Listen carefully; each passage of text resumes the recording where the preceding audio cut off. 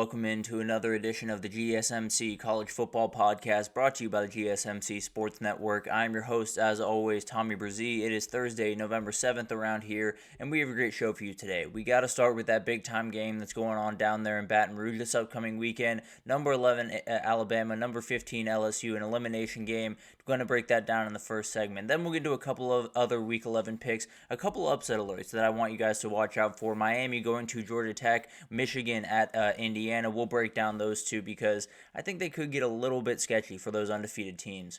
Then we'll get into the top 10 teams in the country, break down what I'm expecting to see from them this upcoming weekend, and if we don't see these things, how dangerous it could be for them down the stretch of this season. Then we'll get to the top 25 teams, just bounce around, do all of those games, give you guys an idea of what they're up against this upcoming weekend, including Missouri being home underdogs against Oklahoma. Very, very interesting. And then we'll get into a couple of questions as we head into this Week 11 because there's quite a bit, including what is the under-the-radar game of the week. There's a ton of games that I think are worth watching that we will break down at the very end. But before we jump in, I do want to remind you all we get tons of questions and comments throughout the show, and the best way for you all to get your question on the screen, we can have fun back and forth here, is to use the super chat. Use at the bottom of the chat on the Sports Network page, little $sign click that at any question, comment you'd like. It'll pop up on the screen and we can have fun back and forth here. Definitely want this to be interactive, so utilize that whenever you can. Also, gsmcspodcast.net. Up there and does the exact same thing. So utilize either of those and we can have a fun little back and forth here. But let's go ahead and jump into this one because this one's going to be special. It's going to be very, very different than a lot of the games that we've seen between these two opponents because we've seen great games. Alabama-LSU is one of the classic games that we see pretty much every single year in college football.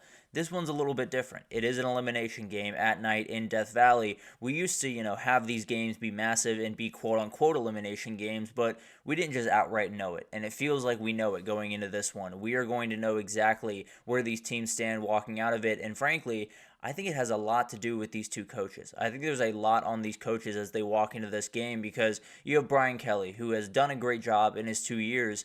It feels like they've been a little bit stagnant the last year and this year starting. So if they were to lose this game, they're heading towards another 9-3 season. Feel like they left a little bit on the table again. Now, obviously, the defense is getting better, and they should be better in 2025. But at the end of the day, would make LSU fans wait just a little bit longer to get where they want to. For Alabama, still uncharted territory. If they were to lose again, they would get to 3 losses for, I believe, the first time since 2010, I believe, if I'm not mistaken, 2012 maybe, which would be absolutely insane and definitely something that you would see a very, very interesting fallout from that. So neither of them need this win, quote unquote. Neither of them getting fired on Monday by any means, but definitely is something where it could get the slightest bit sketchy and definitely be just an uphill battle, I suppose, with the fan base after that. So it's going to be an interesting battle back and forth, and I think on the Alabama side, they were able to find their footing. After that tough loss to Tennessee, they were able to dominate Missouri, and the question is that game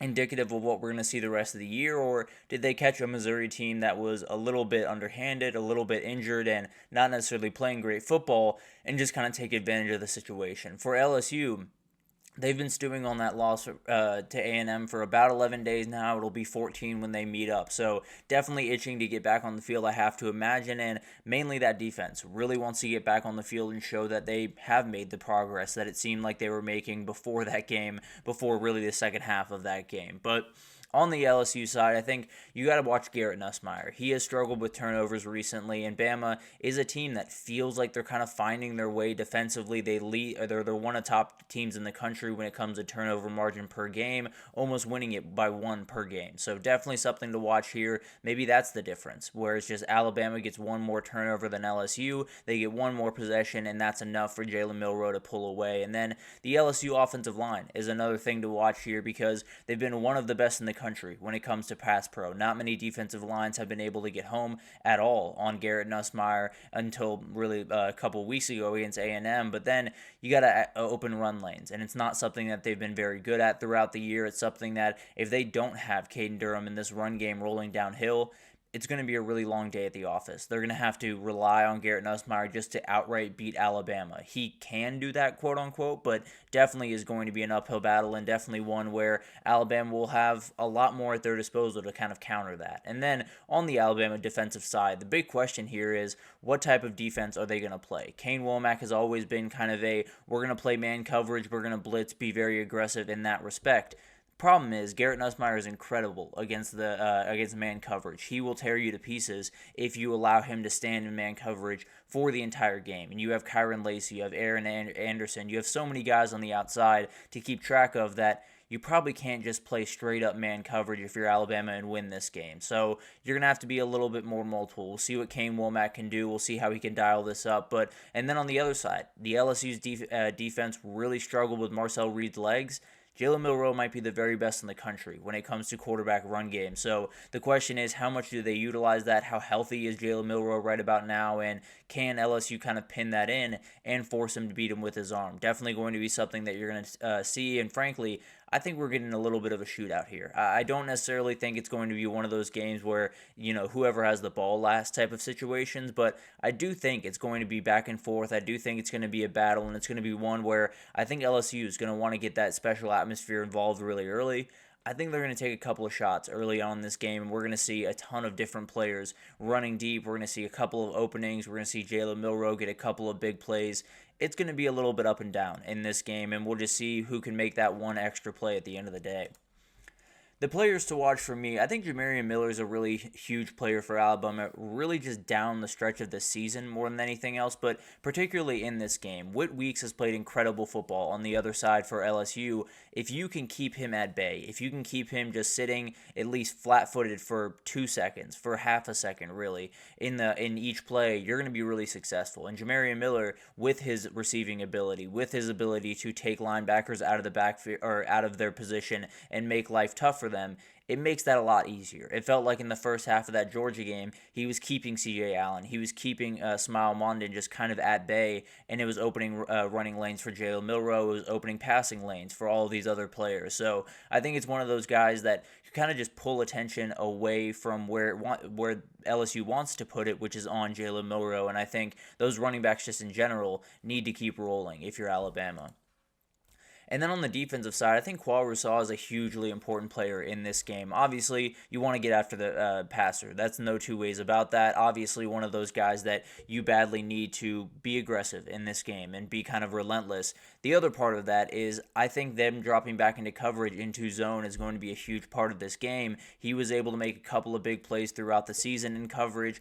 I think he is a player that could sit under and maybe make a couple of those special plays. And then obviously his real, attribute is on those pass rushes, being able to get home. If he can get Garrett Nussmeier on the ground a couple of times, then you're probably sitting pretty if you're Alabama in this one. And then we got Caden Durham on the other side, the other running back, because this LSU run game has not been good, plain and simple. It has not been nearly good enough if they're going to be able to compete in this game. And I think when you look at a guy like Caden Durham, he is so dynamic. He can do so many different things out of the backfield that you can open a lot of doors, even if it's not just an outright run game. If it's not, inside, outside zone, you can play around with a lot of different things, and this guy can pretty much do all of the things you want to do. And then we got to talk about Whit Weeks, one of the most special players on this LSU defense, probably the guy that has really led the charge in terms of their turnaround on that side of the ball, and he's going to have to play really, really good football on Saturday. We talked about Jamarian Miller, but just in general, this run game in general, keeping Jalen Milroe just kind of under wraps, it's an incredibly hard thing to do, and this is likely going to be the guy that is going to be chasing around a lot of those special playmakers for Alabama on Saturday. But keys to victory for Alabama, I think you got to keep this run game in general just rolling. It was very, very good against Missouri. It's one of those that has been a little bit up and down. The question is that something we're going to see continue, or was it a little bit just catching one team on a very bad day and being able to take advantage of those openings? I think Alabama has the personnel to do it. The question is, can you get Jalen Milroe on the outside? Can you get Justice Haynes and Jamarian Miller the openings they need? And will this LSU defense kind of sit a little bit further back because Jalen Milroe is so dangerous down the field? Will they be a little bit more nervous? And then can you get the run game going? Because frankly, I don't know if you're beating this if it's just Jalen Milroe standing back there and throwing passes all day. And then I think they got to win the time of possession. And frankly, this kind of goes for both teams, but I think particularly Alabama, when you talk about a team on the other side that is going to pass the ball, that is going to spread out your defense, that is going to go quickly, you're going to have to keep your offense on the field just a little bit longer. It goes back to that run game. You're going to have to get that going a little bit and make sure that you get those big plays. Obviously, you want explosives in this game, but you also want to slow it down just a little bit, because I do think whoever wins the time of possession, gives their defense just a little bit more time to reset, is probably going to be the team that you find out on top, and then probably be the team that heads on their way to a possible CFP berth. But then for Alabama, keep everything in front. We talked about it a little bit earlier. They love to play man coverage. Thing is, against these LSU wide receivers and against Garrett Nussmeier, you're not going to win playing man coverage all day. You're just not. It's going to be an absolute nightmare to deal with, and you're going to look up in the third quarter and you're going to be down by 21 points. They got to play back. They got to be able to play, maybe 2 high, 3 high shell, and just keep everything in front of them, tackle really well, and get out there with a win. So it's going to be really interesting to see the approach of Kane Womack, because kind of goes against what he likes to do. Kind of goes against, his aggressive play style, but the reality is, this is going to be the way that you're going to be able to win this game. So I would expect to see a little bit more, sit back in coverage, play a little bit more zone, and then attack when the pass catcher gets the ball. But at the end of the day, it's definitely something that could be a little bit tough of a transition for this defense. For LSU, I think we talked about it briefly, the extended run game is going to be massive. The run game has not been great this year, only 103rd in the country when it comes to yards per game on the ground. So whether it's RPOs or screens or, end arounds or jet sweeps, whatever it looks like, finding a way to get these run lanes open, because the way you can do it is get an end around with Aaron Anderson and then use that end around as a fake and then hand it off to Caden Durham. There's so many different ways to kind of play around with different things, and it's definitely going to be up to Joe Sloan to get this run game going, even if it's a pseudo run game. It doesn't have to be, you're walking out of there with 150 rush yards and 4 touchdowns on the ground.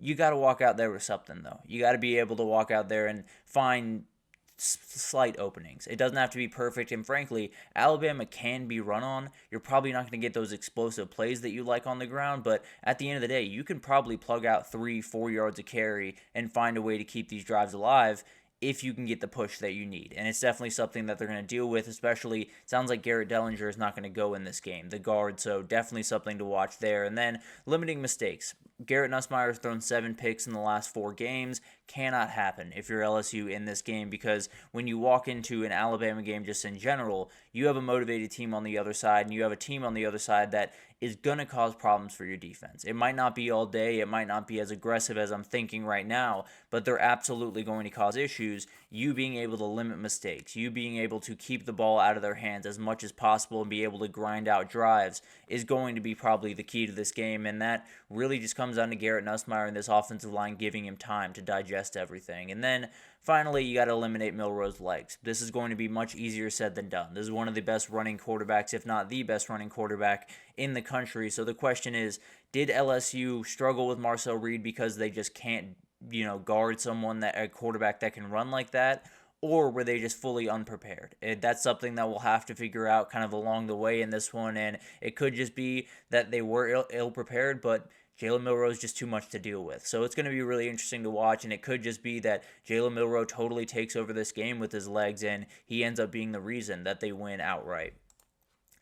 I'm going to take Alabama. I think that's going to be the reason, frankly, that they win outright. I think Jalen Milroe's legs are going to be a problem. I think Alabama is able to win this one 34-28. I think it gets a little bit up and down at times, gets a little bit stalled out at times. I think it's going to be kind of a back and forth game, but at the end of the day, I just can't go against Jalen Milroe's legs. I think he's going to be too much to deal with, and I think this LSU defense, while I think it's improving, I don't think it's all the way there where it needs to be, and although they're getting this one at home, I'm going to go with Alabama here. I think it's going to be a little bit of a battle, but I'll go with the Crimson Tide, have them keep their hopes alive for a CFP, and possibly be on their way to a CFP at the end of the year. But definitely going to be a fun battle, and cannot wait for that matchup to go. I'm going to pick Alabama, but frankly, kind of a coin flip game, going to go back and forth and going to be one of the best games probably of the year. So we'll break it all down obviously on Monday when we get back together, but let's get into some week 11 picks right after this break. We'll get into a couple of kind of upset alerts. Like we got Miami heading up to Atlanta to play Georgia Tech.